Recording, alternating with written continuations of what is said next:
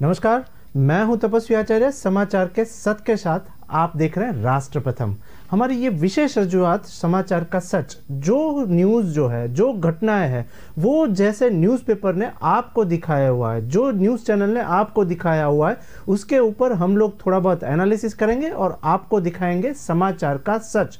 तो सबसे पहली देश की सबसे बड़ी घटना जो अभी जम्मू कश्मीर में हुई है, उसके बारे में डिटेल जानेंगे। टाइम्स नाउ ने जो डिटेल लिखी है वो हम लोग थोड़ी बहुत यहाँ पर आंकलन करें, थोड़ा बहुत पढ़े, तो सबसे बड़ी घटना देश की जो हुई है, जम्मू कश्मीर में हत्या की घटना हुई है, उसके बारे में डिटेल पढ़े तो बात आ रही है। नवभारत टाइम्स और टाइम्स नाउ ऐसा कुछ लिख रहे हैं कि हमारी तरफ से उन्हें गिफ्ट, हमारी तरफ से देश को गिफ्ट, ऐसा एक वहां पर आतंकी संगठन ने चिट्ठी लिखी है, लेटर लिखा हुआ है और हत्या की है। डिटेल क्या है वो हम लोग समझे तो डिटेल कुछ ऐसी आई है कि हमारी तरफ से ये गिफ्ट, डीजी जेल की हत्या के बाद टीआरएफ का एक लेटर सामने आया हुआ है। बहुत ही जोजारी घटना घटी है वहां पर जम्मू कश्मीर में। क्या घटना है और क्या वहां पर टीआरएफ जो वहां पर आतंकी संगठन है, उन्होंने जो लेटर लिखा हुआ है, चिट्ठी लिखी है, इसके बारे में डिटेल जो हम लोग पढ़े तो लिखा हुआ कि क्या निशाने पर था अमित शाह का दौरा, ऐसा क्वेश्चन मार्क सामने आया हुआ है। विविध न्यूज़ चैनल जो दिखा रही है और वो लोग जो क्वेश्चन कर रहे हैं वो कुछ ऐसा क्वेश्चन कर रहे हैं कि क्या निशाने पर था अमित शाह का दौरा।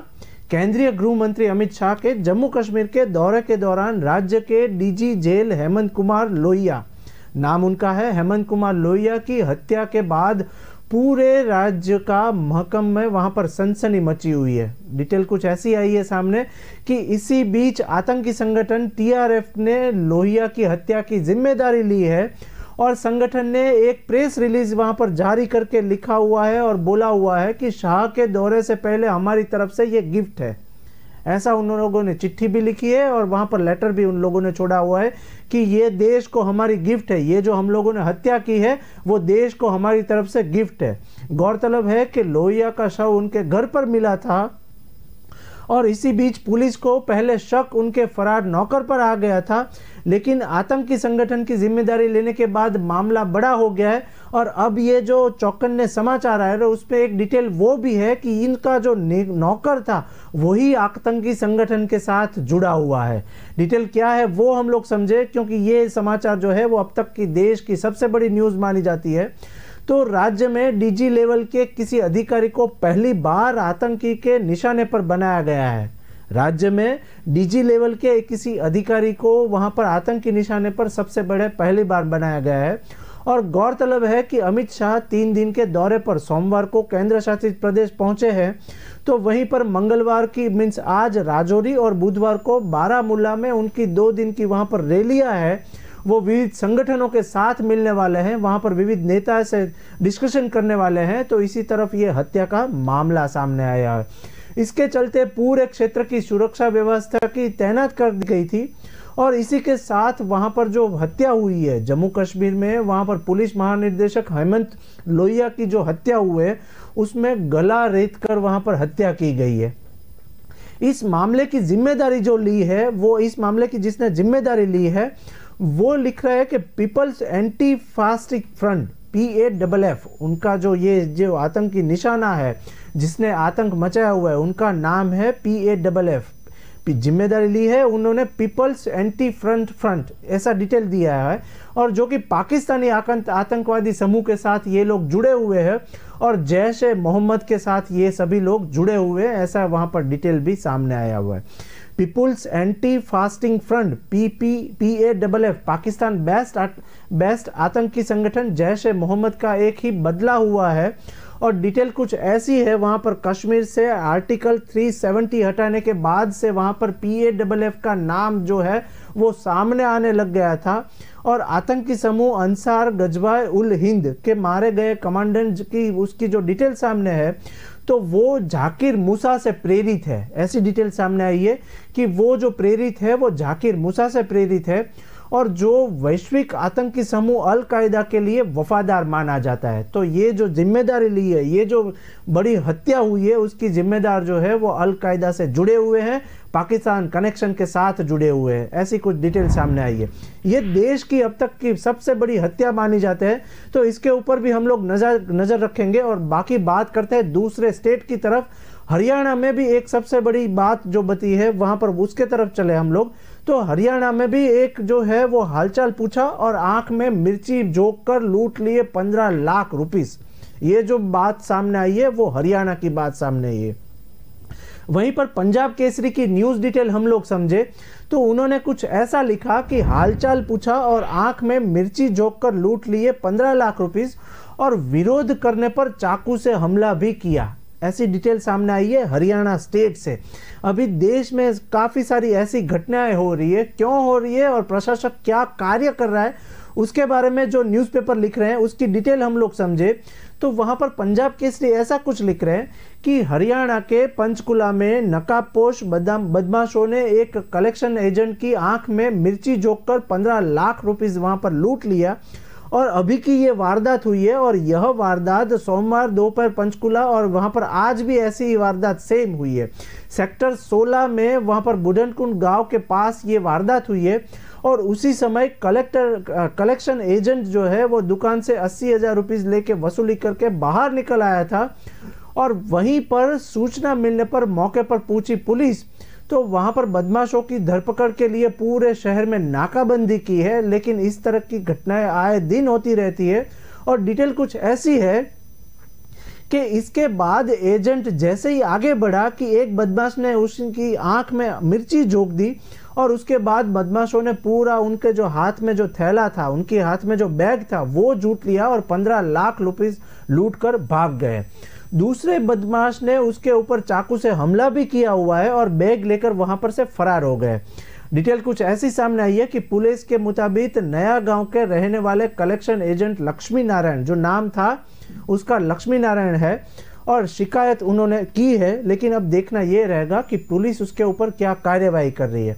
इसके बाद जो डिटेल सामने आई है वो डिटेल ऐसी है कि दुकानदार नितिन कुमार ने पुलिस को पूछताछ में बताया कि कलेक्शन एजेंट को उसका आज कलेक्शन 80,000 रुपये के दिए और वहां पर रिकॉर्ड में वो दर्ज कर रहा था। उसी बीच कुछ डिटेल सामने आई और जैसे ही वो बाहर निकला तो 2 लोग वहां पर सामने आए और उसको वहां पर आंख में मिर्ची जोक दी और वो थैला लेके भाग गए। अब देखना यह रहेगा कि इसके ऊपर प्रशासक क्या कार्य कर रही है और जिसने ये कार्य किया हुआ है उसके ऊपर प्रशासक क्या कड़ी कार्यवाही करता है।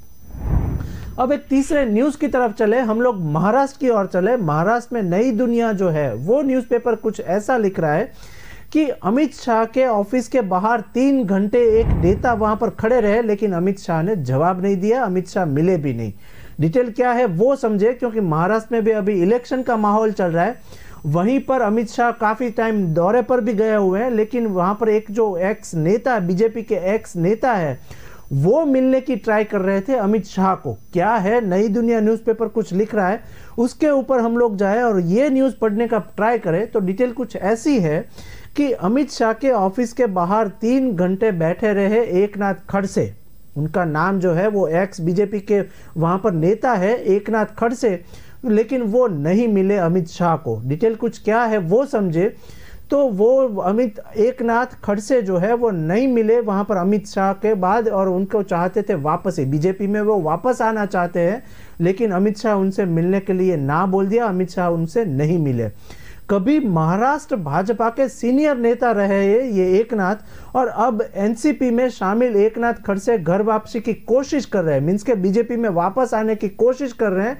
वो मिलना चाह रहे थे अमित शाह को, लेकिन अमित शाह ने ना बोल दिया, अमित शाह उनसे नहीं मिले।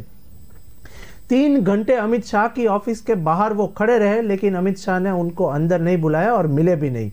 यही नहीं, उन्होंने इसके लिए दिल्ली आकर 3 घंटे तक अमित शाह से मुलाकात करने के लिए ट्राई किया, इंतजार भी किया, लेकिन वहीं पर से भी ना आ गई। कभी महाराष्ट्र भाजपा के सीनियर नेता रहे हैं, अब एनसीपी में शामिल एकनाथ खड़से घर वापसी की कोशिश कर रहे हैं, ऐसा वहां पर विविध न्यूज़पेपर दिखा रहा है। और साथ ही में वहां पर पोर्टल पे भी ये न्यूज़ वायरल हो रहा है कि एकनाथ खड़से को फिर से बीजेपी में आना है, लेकिन उनकी रजामंदी जो है वो देंगे अमित शाह। अब देखना यह रहेगा कि इसके बीच अमित शाह उनको वापस ले रहे हैं या उनको एनसीपी में ही रहने देते हैं। डिटेल ये है कि यही नहीं, उन्होंने उनके इसके लिए दिल्ली आकर 3 घंटे अमित शाह से मुलाकात के लिए इंतजार भी किया, लेकिन वक्त ही नहीं मिल सका और वहां पर अमित शाह उनसे नहीं मिले। इसके चलते वह भाजपा में अब तक नहीं आ सके और वह निराश भी है। डिटेल कुछ ऐसी सामने आई है कि भाजपा नेता और महाराष्ट्र सरकार में मंत्री गिरीश महाजन ने यह एक दावा किया हुआ है कि उन्होंने कहा कि एकनाथ खड़से एनसीपी में खुश नहीं है और इसी तरह वह अमित शाह के साथ वहां पर बीजेपी में फिर से मुलाकात करने की ट्राई कर रहे हैं। खड़से अपनी बहू के साथ, वह रक्षा खड़से नाम है उसकी बहू का, वो रक्षा खड़के के साथ वहां पर दिल्ली गए थे और अमित शाह से मिलने की ट्राई कर रहे थे, कोशिश कर रहे थे। महाजन ने यह भी कहा कि हमें पता चला है कि एकनाथ खड़से अपनी बहू के साथ अमित शाह से मिलने के लिए दिल्ली गए हुए थे। हालांकि अमित शाह के ऑफिस से बाहर 3 घंटे तक वहां पर बैठने के बाद भी मुलाकात का मौका नहीं दे पाए।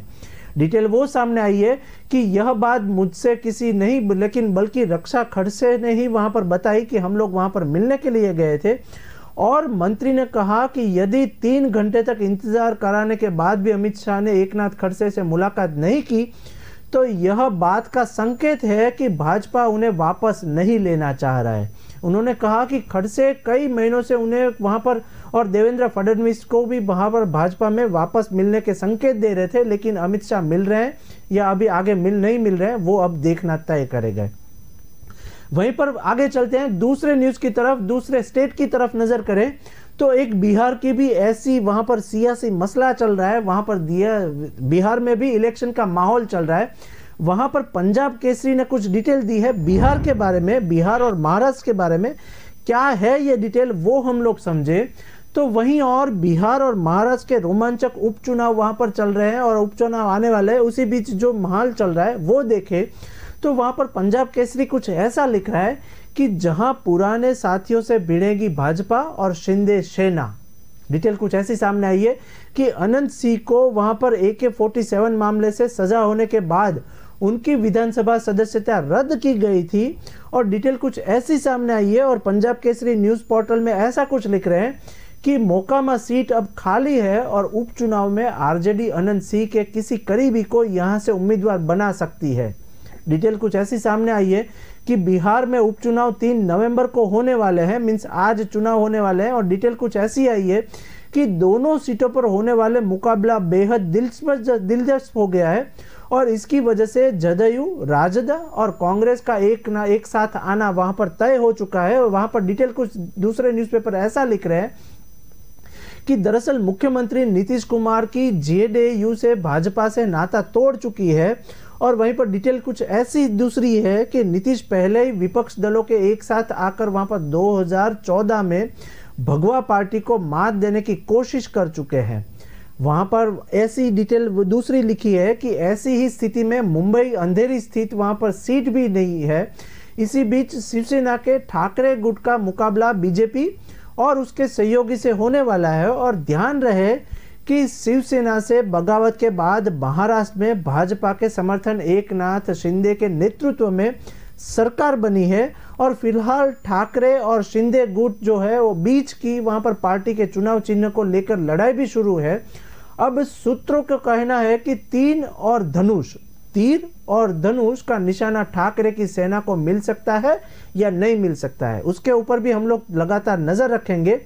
अब अंधेरी पूर्व में वहां पर मुरीज पटेल और रुजा लटके के बीच मुकाबला है तो वो मुकाबला हम लोग समझे वहां पर। वहीं और महाराष्ट्र की सीट विधायक रमेश लटके के निधन की वजह से भी वहां पर सीट खाली है और लगातार 2 बार इस सीट का प्रतिनिधित्व करने वाले लटके का वहां पर जो लटके नाम है इस साल मई में निधन हो गया है उनका। और सत्तारूढ़ भाजपा और शिंदे गुट ने मुंबई नगर निगम के पूर्व पार्षद मुरजी पटेल को वहां पर उपचुनाव के लिए अपना उम्मीदवार बनाया हुआ है। वहीं और उद्धव ठाकरे ने नेतृत्व वाली शिवसेना के दिवंगत लटके की पत्नी ऋतुजा लटके को इस सीट की उम्मीदवार बनाने की एक कोशिश हो रही है और उम्मीदवार बनाया हुआ है।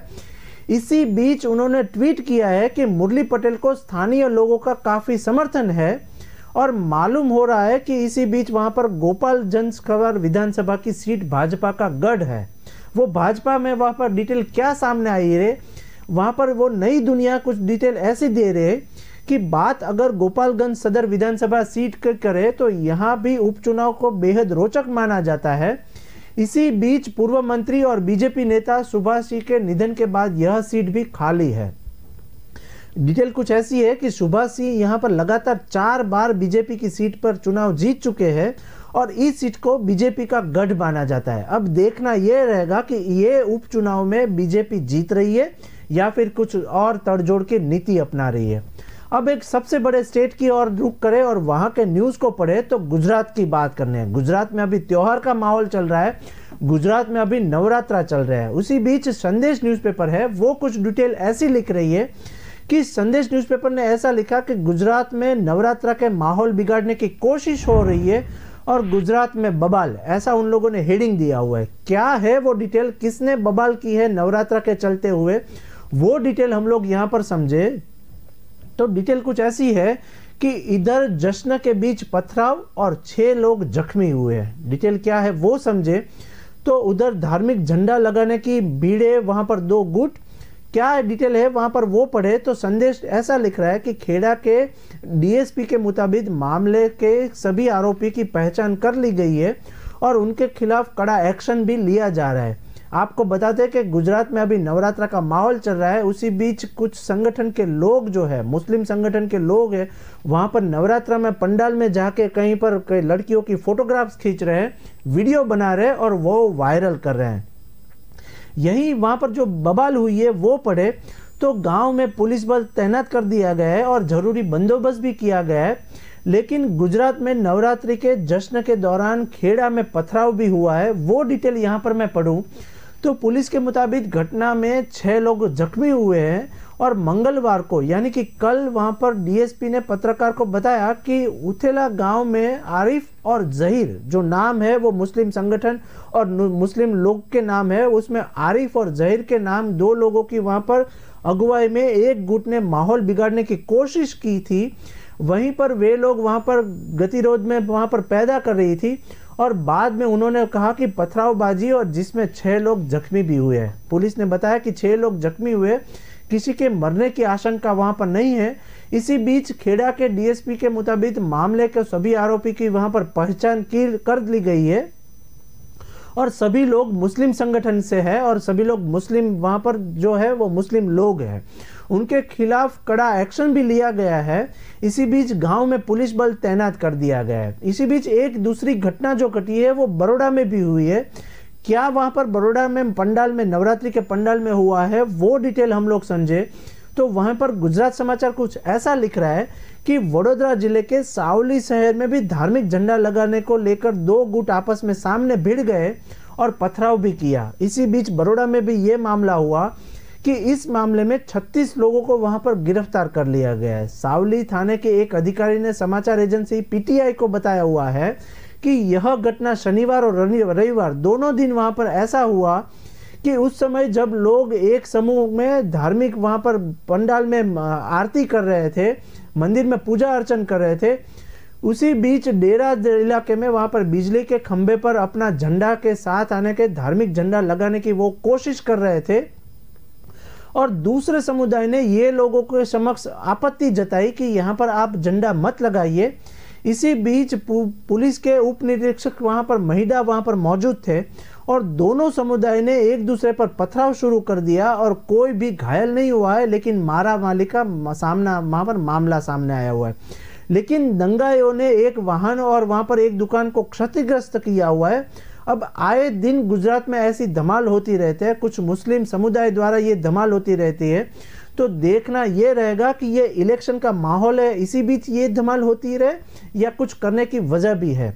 अब एक बात करें दिल्ली की, दिल्ली में भी एक जो न्यूज़ सामने आई है वो मैं बताऊं और दैनिक जागरण ने कुछ पोर्टल में लिखा हुआ है वो मैं डिटेल आपको दिखाऊंगा। तो बात करें दिल्ली की तो सबसे बड़ा जो मसला चल रहा है 8 दिन में वो पीएफआई का मसला चल रहा है। क्या पीएफआई संगठन अभी भी बंद नहीं हो रहा है और क्यों ये ऐसी वारदातें करता रहता है, इसके बीच जो दिल्ली से मामला सामने आया हुआ है वो मैं यहाँ पर आपको दिखाऊं तो पीएफआई पर प्रहरा जारी है, लेकिन फिर भी दिल्ली पुलिस ने पीएफआई के 4 सदस्यों को फिर से वहां पर गिरफ्तार किया हुआ है और कोर्ट में भी आज ले जा रहे हैं। डिटेल क्या है, फिर से पीएफआई ने दंगा किया हुआ है वहां पर, वो डिटेल हम लोग समझे तो वहां पर दैनिक जागरण और नई दुनिया समाचार है वो कुछ ऐसा लिख रहे हैं कि पीएफआई पर प्रहार जारी है और दिल्ली पुलिस ने पीएफआई के 4 सदस्यों को फिर से गिरफ्तार किया हुआ है। क्या है डिटेल वो समझे तो आज कोर्ट में उन लोगों को पेश किया जाएगा और कोर्ट क्या कार्यवाही कर रहे हैं उसके ऊपर हम लोग नजर रखेंगे। लेकिन दिल्ली पुलिस ने प्रतिबंधित popular front of India means के पीएफआई के 4 सदस्यों को मंगलवार को और आज और सोमवार को पकड़ा गया है। 4 सदस्यों को पकड़ लिया है और दिल्ली पुलिस ने पीएफआई पर प्रतिबंध लगाने के बाद पहली बार गिरफ्तारियां की है। दिल्ली पुलिस की बता दे डिटेल तो दिल्ली पुलिस के एक वरिष्ठ अधिकारी ने पीएफआई के 4 सदस्यों की गिरफ्तारी की पुष्टि भी की है। हालांकि उन्होंने आरोपियों के नाम का खुलासा अभी नहीं किया हुआ है क्योंकि उन लोगों को आज कोर्ट में पेश किया जाएगा। और पुलिस ने कुछ दिन पहले पीएफआई के खिलाफ शाहीनबाग थाने में गैर कानूनी गतिविधियां रोकथाम अधिनियम के तहत उनका मामला दर्ज किया था। और उसके बीच डिटेल जो वो आई है कि भारत सरकार ने पीएफआई पर 27 सितंबर के 5 साल के बैन का मीन्स प्रतिबंध लगाया हुआ है, बैन किया गया है। इसके बाद भी पीएफआई रुक नहीं रही है, पीएफआई की अनेक आतंकवादी प्रवृत्तियां सामने आ रही है। इसके बाद पीएफआई के समर्थन व सदस्यों ने शाहीनबाग इलाके में हंगामा किया था। डिटेल वो है कि पीएफआई वो जो कार्यवाही कर रही है उसके बाद दिल्ली पुलिस ने 30 लोगों को हिरासत में लिया था। इनके खिलाफ दिल्ली पुलिस ने एक्ट के तहत कार्यवाही भी की गई है, लेकिन फिर भी पीएफआई आतंकवादी प्रवृत्तियां कर रही है और कई इलाकों में और स्टेट में भी पीएफआई जो आतंकवादी प्रवृत्ति कर रही है उसके बारे में डिटेल कुछ ऐसी है। तो नई दुनिया और नेशनल न्यूज़पेपर जो दिखा रहे हैं वो मैं यहाँ पर पढ़ूँ तो कई इलाकों में तनाव से भरे हुए पड़े हुए हैं और पीएफआई वहाँ पर कुछ आतंकवादी प्रवृत्ति भी कर रही है। दक्षिण पूर्व जिला पुलिस अधिकारियों के अनुसार इस मामले में पीएफआई के खिलाफ शाहीनबाग थाने में यूपीए के तहत वहां पर मामला दर्ज किया गया है और कई लोगों को गिरफ्तार भी किया गया है। पीएफआई का हेड ऑफिस शाहीनबाग थाना इलाके में था और इस मामले की जांच वहां पर बदरपुर जोगिंदर जून में आरोपी वहां पर सौंपी गई थी और डिटेल भी सौंपी गई थी। और दर्ज एफआईआर के मुताबिक पीएफआई और उसके आनुषंगिक संगठन सदस्य अभी भी गैर कानूनी और देश विरोधी गतिविधियों में लिप्त है। इसी बीच प्रतिबंधित पतों का इस्तेमाल करके अपने खतरनाक मंसूबों को पूरा करने के लिए वहां पर एक्टिविटी कर रही है।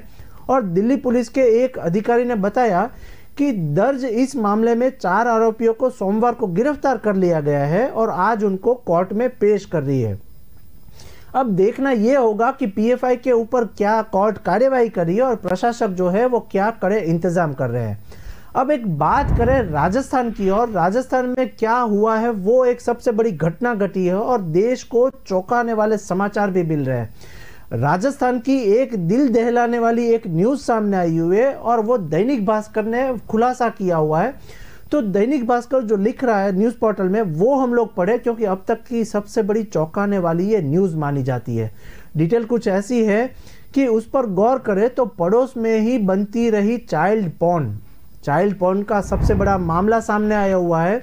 यही यूपी राजस्थान से विदेश जा रही है डर्टी क्लिप, ऐसा उन लोगों ने हेडिंग दिया हुआ है। क्या है ये डर्टी क्लिप उसके बारे में समझे। और ये जो इंटरव्यू हुआ है डर्टी क्लिप में बच्चों को शामिल किया गया है और उनके बच्चों के माता पिता की एक डिटेल सामने आई है, वो मैं डिटेल यहाँ पर पढ़ूँ तो पड़ोस में ही बनती रही चाइल्ड पॉर्न और यूपी राजस्थान से विदेश जा रही है ये चाइल्ड क्लिप, डर्टी क्लिप जो है वो विदेश जा रही है।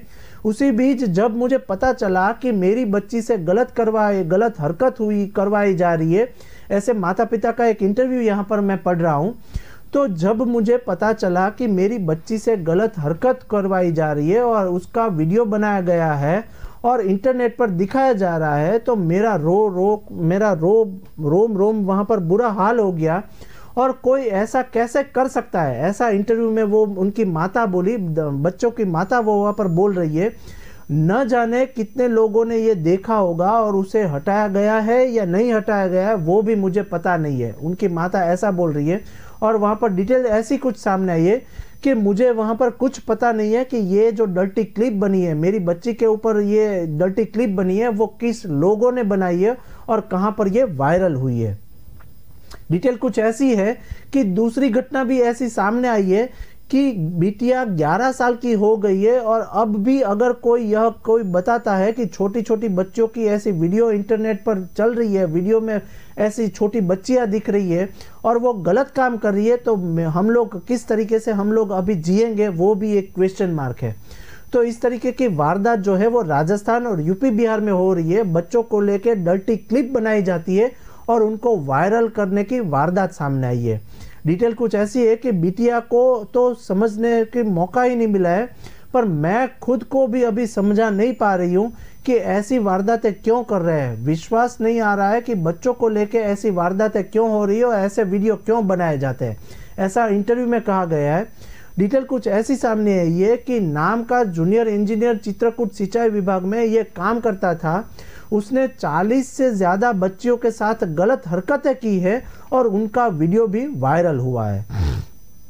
डिटेल कुछ ऐसी है कि किसी का अपने घर पर तो किसी बाहर बच्चियों को ले जाके ऐसी वीडियो बनाया हुआ है और वीडियो को विदेश तक वहां पर बेचा गया है। ऐसी घटना हुई है और ऐसी वारदात हुई है कि ये जो पॉर्न वीडियो बनाया गया है, बच्चों का वीडियो बनाया गया है, वो बाहर विदेशों में बेचा जा रहा है। उसकी बीच चुनौती की हरकत भी सामने आई है और कमाई में उसकी पत्नी भी साथ दे रही थी, ऐसी भी डिटेल सामने आई है। थाना में 10 से ज्यादा परिवारों की शिकायत अभी मिली है, जिनके बच्चे रात भर से गायब रहे और खेलते खेलते अचानक कहीं चले गए और फिर घर के बाहर रोते रोते वहां पर मिले हुए हैं, या फिर उनकी बच्चों के साथ जबरदस्ती की गई है। उनकी उम्र 8 साल से 13 साल है। ऐसे बच्चे लोग हैं जिनकी उम्र फक्त 8 साल से 13 साल है। हालांकि बता दें कि राजभवन जब तक वहां पर पकड़ा गया है और न जाने कितने परिवार को न भूलने वाले ये दर्द जो है वो सामने आया हुआ है। यह कहानी सिर्फ एक राम भवन या फिर पीड़ित महिला की नहीं है, लेकिन काफ़ी सारे ऐसे परिवार हैं जिसके बच्चों के साथ ऐसी कार्यवाही करवाते हैं और उसकी वीडियो भी बनाई जाती है। एक दूसरी जो डिटेल आई है वो ग्वालियर में भी ऐसी घटना घटी है। ग्वालियर में भी पीड़ित के मामा बोले कि हम कुछ कर नहीं सकते। ऐसी वहाँ पर ग्वालियर में भी बच्चों के साथ ऐसी हरकतें हुई है और बच्चे का पॉर्न वीडियो भी बनाया गया है। ऑपरेशन कार्बन के तहत 1 साल पहले और अभी भी वहाँ पर मध्य प्रदेश में सीबीआई की छापेमारी हुई थी और मामला ग्वालियर का भी अभी सामने आया हुआ है कि वहाँ पर भी चाइल्ड पोर्नोग्राफी से जुड़ी सूचना को लेकर वहाँ पर लोकल पुलिस जो है वो थाने से जुड़े वहाँ पर आरोपी पकड़ा गया है और आरोपी ने जिन बच्चियों का वीडियो बनाया हुआ है वो आसपास के मोहल्ले के ही वहाँ पर बच्चों को पकड़ा उन्होंने और उसके साथ ही ऐसी वीडियो बनाई, ऐसा मामला सामने। अब देखना ये रहेगा कि कौन से स्टेट से ऐसे बच्चों को वहाँ पर उठाया जाता है और उनके साथ ये वारदातें होती रहेगी। तो ऐसी ही घटनाओं के साथ हम लोग फिर से मिलेंगे। मुझे दीजिए रजा, नमस्कार। वंडर मसालों की रेंज है तैयार, जिन्हें है आपके ट्विस्ट का इंतजार। अमृतसरी छोले, मेरे वाले छोले। वंडर मसाला। इसमें आप लोग शुमार होते थे भाई? जरा जोर से बोलो, होते थे क्या? होते थे क्या? 2014 के बाद मोदी